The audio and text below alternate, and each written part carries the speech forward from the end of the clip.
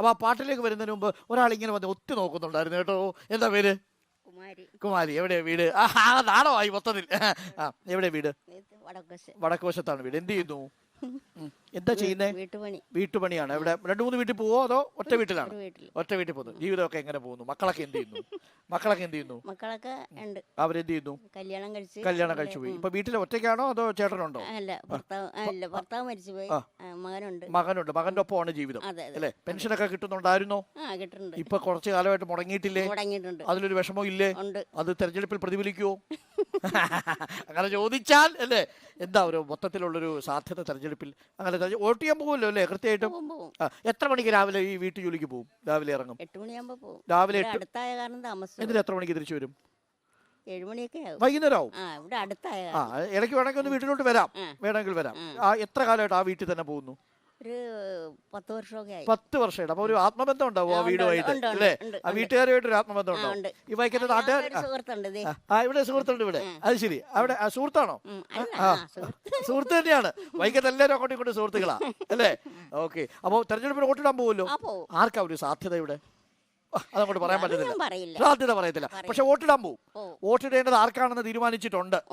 ആ തീരുമാനം ഈ പെൻഷൻ കിട്ടാത്തതുമായി ബന്ധപ്പെട്ടാണ്. ചുമ്മാ ചേട്ടോ. അത് അമ്മ പറഞ്ഞ അങ്ങനല്ല. അമ്മ ഞാൻ പറഞ്ഞു പോയ വഴിക്കൊക്കെ പറഞ്ഞതാണ്. നമുക്ക് വേണമെങ്കിൽ അമ്മയെ കൊണ്ട് അത് പറയുന്നത് ശരിയല്ലല്ലോ. പക്ഷെ അമ്മ സത്യസന്ധയായുള്ള അമ്മ അങ്ങ് പറഞ്ഞതാണ്. പക്ഷെ അതിനകത്തൊരു കാര്യമുണ്ട്.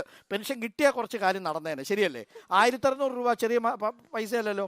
അത്യാവശ്യം കാര്യങ്ങളൊക്കെ നടക്കും അല്ലേ? അതൊരു പ്രധാനപ്പെട്ട കാര്യമാണ്. അപ്പൊ പെൻഷൻ ഈ തെരഞ്ഞെടുപ്പിൽ ചർച്ച ചെയ്യപ്പെടും. അതിനകത്ത് സംശയമൊന്നുമില്ല അല്ലേ? അതേ ഉള്ളൂ. അതൊരു പ്രധാനപ്പെട്ട വിഷയമല്ലേ പെൻഷൻ? സാറേ അതെ. അതിനു മുമ്പ് എനിക്കൊരു കാര്യം സാറിന് പറയാനുണ്ട്. കുറച്ച് മുമ്പ് ഒരു ചേച്ചി വന്നിട്ട് ആ ചേച്ചിയുടെ വീട്ടിലേക്ക് ഒരു വഴിയില്ലാന്ന വിഷയം ഇവിടെ അവതരിപ്പിച്ചത് അത് സഹോദരന്റെ വീട്ടിലെ പ്രശ്നമാണ്. അതുപോലെ ചെമ്പ് ഗ്രാമപഞ്ചായത്ത് 2ആയിട്ട് വിഭജിക്കപ്പെട്ട് കിടക്കുന്നതാണ്. വർഷങ്ങളായിട്ട് ചെമ്പ് പടിഞ്ഞാറൻ മേഖലയിൽ നിന്നും കിഴക്കാണ് പഞ്ചായത്ത് ഓഫീസുള്ളത്, ബ്രഹ്മമംഗലം. ഈ 2ആയിട്ട് മുറിഞ്ഞു കിടക്കുന്ന ഗ്രാമപഞ്ചായത്തിനിടയ്ക്ക് ഒരു തോടുണ്ട്, ഒരു പുഴയുണ്ട്. ആ പുഴയിലൊരു പാലം, വാലേൽ പാലം, വർഷങ്ങളായിട്ട് ലാപ്സായി പോകുന്ന പാലമാണ്. അപ്പൊ ഒരു വഴിയിടം എന്ന് പറഞ്ഞാൽ പൊതുവായിട്ടൊരു ആവശ്യമാണ്. ഈ പാലം എന്നു വരും. പഞ്ചായത്ത് ഈ പാലം വന്നു കഴിഞ്ഞാൽ ഒട്ടനേകം വികസന പ്രവർത്തനങ്ങളും ടൂറിസം രംഗത്തും കാർഷിക രംഗത്തും മത്സ്യവിപണന രംഗത്തും ഭയങ്കര മുന്നേറ്റത്തിന് സാധ്യത. തടസ്സം ആർക്കാണെന്ന് ചോദിച്ചാൽ പഞ്ചായത്തിനില്ല, രാഷ്ട്രീയ പ്രസ്ഥാനങ്ങൾക്കില്ല. പക്ഷെ ഈ തടസ്സം മുഴുവൻ ഭരിച്ചത് കഴിഞ്ഞ കാലങ്ങളിൽ ഭരിച്ച പഞ്ചായത്ത് ഭരണസമിതികളും രാഷ്ട്രീയ പ്രസ്ഥാനങ്ങളും കൂടി ചേർന്നിട്ടാണ്. കോൺഗ്രസിനെയാണോ ലക്ഷ്യം വെച്ചത്? എല്ലാവരും ഉണ്ട്. ഞാനിപ്പോ സംസാരിക്കുന്നത് പൊതുജനങ്ങളുടെ ആവശ്യങ്ങളിലൊന്നാണ്. ആ പാലത്തിന്റെ അവസ്ഥ എന്താണ്? പ്രസിഡന്റ് പഠനപ്പെട്ട ഒറ്റ വാചകത്തിൽ ആ പാലം നടക്കുമോ ഇല്ലയോ? നടക്കും. നമുക്ക് നമ്മുടെ ഗ്രാമപഞ്ചായത്ത് 3 പാലങ്ങളാണ് വേണ്ടിയിരുന്നത്. അതിൽ 2 പാലം, ഒരു പാലം പൂർത്തീകരിച്ചു, ഒരു പാലം നടന്നുകൊണ്ടിരിക്കുന്നു. 3ാമത്തെ പാലമാണ് ഈ വാലയിൽ പാലം. അതിന്റെ ലാൻഡ് അക്വിസിഷൻ നടപടി നടന്നുകൊണ്ടിരിക്കുകയാണ്. 11 നോട്ടിഫിക്കേഷൻ വരാൻ തുടങ്ങുകയാണ്. ഏകദേശം 24ഓളം ഭൂവുടമകൾ ഇത് സമ്മതിക്കേണ്ടതുണ്ടായിരുന്നു. ലാൻഡ് വിട്ടുതരാൻ ഒരാൾ തയ്യാറല്ലായിരുന്നു. പിന്നീട് നമ്മൾ ലാൻഡ് അക്വിസിഷനിലേക്ക് പോയിക്കാണ്. 11 നോട്ടിഫിക്കേഷൻ ഇറങ്ങാൻ. പാലം വരുന്നു എന്നുള്ളതാണ്. അപ്പൊ സന്തോഷമായില്ലേ? പാലം വരാൻ പോകുന്നു. 9 മാസം കൊണ്ട് 9 മാസം കൊണ്ട് പാലം വരും. പറഞ്ഞോ. 25-30 വർഷം മുമ്പ് ജനകീയാസൂത്രണം നടപ്പിൽ വരുമ്പോൾ കേരളത്തിൽ ആദ്യമായിട്ട് ജനകീയാസൂത്രണ പദ്ധതി ഇവിടെ നടപ്പിലാക്കിയ ഗ്രാമമാണ് സാർ. 10-15 വർഷമായിട്ട് ഈ രാഷ്ട്രീയ പ്രസ്ഥാനങ്ങൾ ഒന്നും ചെയ്യാത്ത നിരവധിയായ മുന്നേറ്റ പ്രവർത്തനങ്ങൾ ഈ നടന്ന ഗ്രാമമാണ്. പക്ഷെ 9 മാസം കൊണ്ട് പാലം വരും. ശരി, വന്നു കഴിഞ്ഞാൽ തീർച്ചയായിട്ടും ഞാൻ വരുന്ന എല്ലാത്തിനെയും.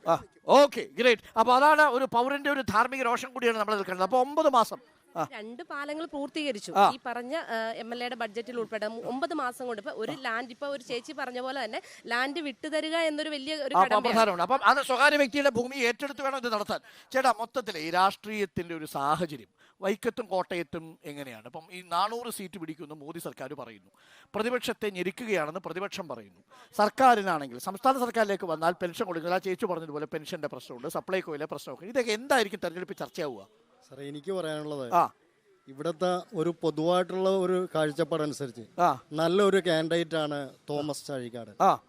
അദ്ദേഹം വികസനത്തിന് അനുകൂലമായിട്ട് എന്നുള്ള അദ്ദേഹത്തിന്റെ ഒരു എല്ലാ മേഖലകളിലും ഇപ്പോൾ അദ്ദേഹത്തിന്റെ ഒരു വികസന പരിപാടി ചേർന്നിട്ടുണ്ട് എല്ലാ മേഖലയിലും. അദ്ദേഹത്തിന് സ്പർശമുണ്ട്.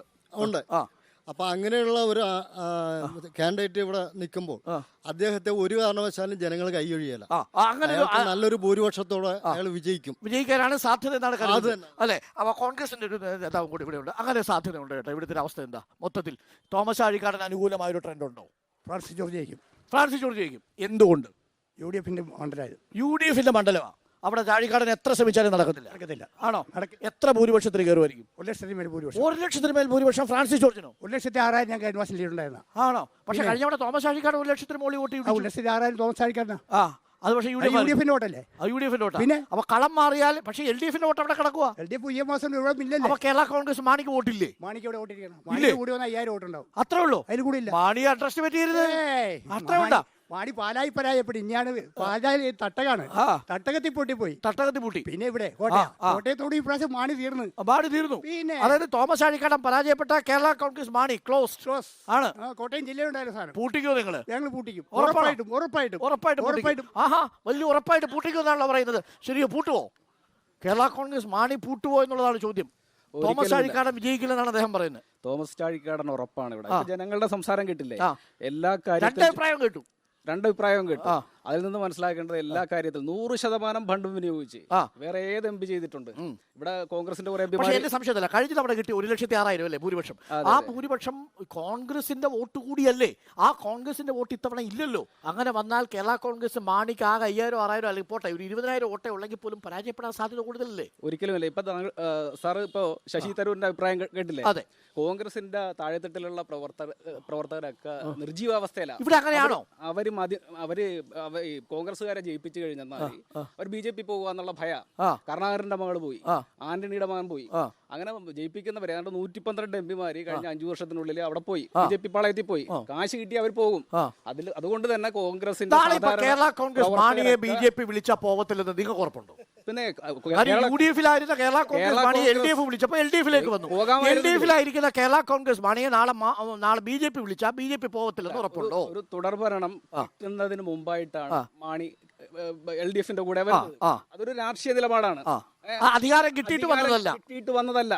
അവരൊരു ഉറച്ച കാർഷിക നിലപാടിന്റെ പിൻബലത്തിലാണ്. കാർഷിക സമരമൊക്കെ നടക്കുമ്പോൾ കോൺഗ്രസിന് ഒരു നിലപാടുമില്ലായിരുന്നു. രാഹുൽ ഗാന്ധി ഒന്നും ആ വഴിക്ക് പോലും പോയിട്ടില്ല. അതിന്റെയൊക്കെ അടിസ്ഥാനത്തിലാണ് കേരള കോൺഗ്രസ് LDFിലായിട്ട് വന്നിട്ടുള്ളത്. അതൊരു രാഷ്ട്രീയ നിലപാടിന്റെ ഭാഗമായിട്ടാണ് ഞങ്ങൾ കാണുന്നത്. ഈ തോമസ് ചാഴിക്കാടനാകട്ടെ 2 ചിഹ്നത്തിൽ മാത്രമേ അദ്ദേഹം മത്സരിച്ചിട്ടുള്ളൂ. ഒറ്റ ചിഹ്നം മാറിയിട്ടില്ല. അതെ, അതൊരു വളരെ പ്രധാനപ്പെട്ട കാര്യമാണ്. അത് നിങ്ങൾ കോൺഗ്രസിന് വോട്ട് കൊടുത്താൽ അവർ BJP പോവോ എന്നതാണ് ചോദ്യം. കോൺഗ്രസ് വോട്ട് കൊടുത്താൽ BJPയിലേക്ക് അവർ പോവില്ലേ? പത്മജ പോയില്ലേ? അനിൽ ആന്റണി പോയില്ലേ? അതൊക്കെയാണ് അവർ ചോദിക്കുന്നത്. അതുകൊണ്ട് ഇവിടെ എങ്ങനെ വിശ്വസിച്ച് UDF തിരിച്ച് സ്ഥാനോട് കാര്യം ചോദിക്കട്ടെ. ഈ പശ്ചിമ ബംഗാളിലും ത്രിപുരയിലും കമ്മ്യൂണിസ്റ്റ് പാർട്ടി ഭരിച്ച സ്ഥലമാണ്. അവിടെ എങ്ങനെ BJP വന്ന്? അതൊരു പ്രധാനപ്പെട്ട ചോദ്യമാണ്. അങ്ങനെ BJP തന്നെ അവിടെ കോൺഗ്രസ്സുകാരാണ് BJPയിലേക്ക് പോയത്. അതെ, അതൊരു പ്രധാനപ്പെട്ട ചോദ്യമാണ്. അപ്പൊ രാഷ്ട്രീയ ചോദ്യങ്ങൾ കോട്ടയത്ത് ചോദിക്കുന്നു. രാഷ്ട്രീയത്തിൽ